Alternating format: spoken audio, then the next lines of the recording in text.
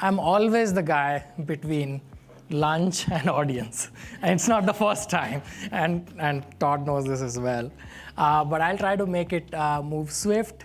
I'm going to talk about high-touch CS, but scaling it. And you don't generally see those two words very, very close to each other. When we talk about scale, we generally talk about digital and everything else. And then high-touch is really high-touch, like white glove service.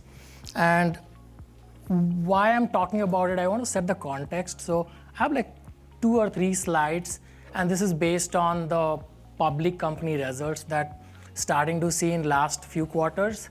This one, if you look at the companies which did really well in SaaS space in last 2 quarters, one key thing is their new logo acquisition has slowed.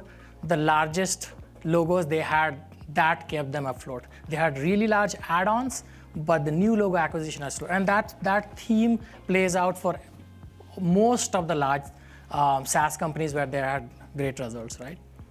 Second, whatever motion you have, PLG, sales motion, customer-led, invariably when you are a sizable company, you start seeing this, that 75%, 80% of your revenue will come from a 20% customer base.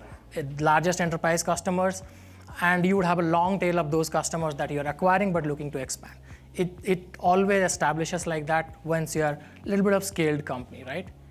So what these two tell is you can't ignore that 20%. That's probably going to be bread and butter, especially in this market of customer-led growth, right? But the third thing that's playing out is your customer acquisition, the ratio between LTV and CAC, and also the focus on margins, right? So the companies don't have the same level of budget to provide that white glove service and increase the CSM team in the same proportion as you start having these large logos, right?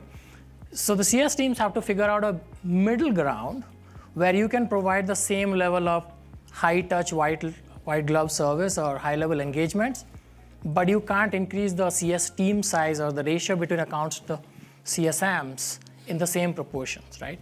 And this is the reality of the situation. I don't know how many people disagree with it, but as much I have spoken to my peers in CS, they see this playing out. Like a quick nod of heads or hand, does it sound realistic? This is what's happening right now. I see a lot of nods.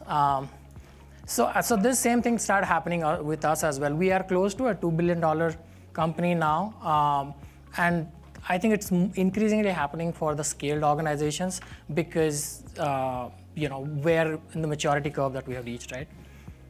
So our motion was high-touch model, and we had tiers. So we had CSDs, customer success director, with very specific small 5-7 accounts, to CSMs with like 30 or 50 accounts, right? That was our model. We had a playbook and we ran it.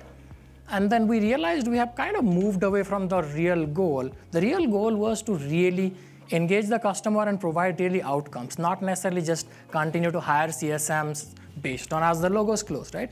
So we kind of paused and started to redefine what we want to really do. And this is the definition that we came back with, right? That we want to deliver high value engagements to the right customers. So it can't be like every customer at the right time and while managing to the P&L. And this last statement, I think increasingly we'll start hearing in CS leadership conversations, boardroom conversations, right?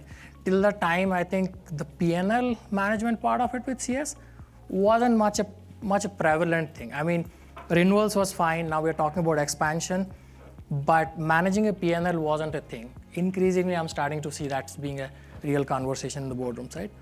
So what I want to do is spend time with those 4 keywords and talk about what's been our experience been. And I would not say that's the only way to do, but this is just an example to think for your organization, what does it mean?